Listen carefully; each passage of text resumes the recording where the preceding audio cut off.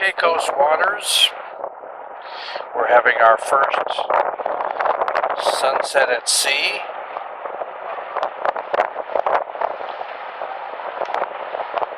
And the sun always seems to go behind a cloud.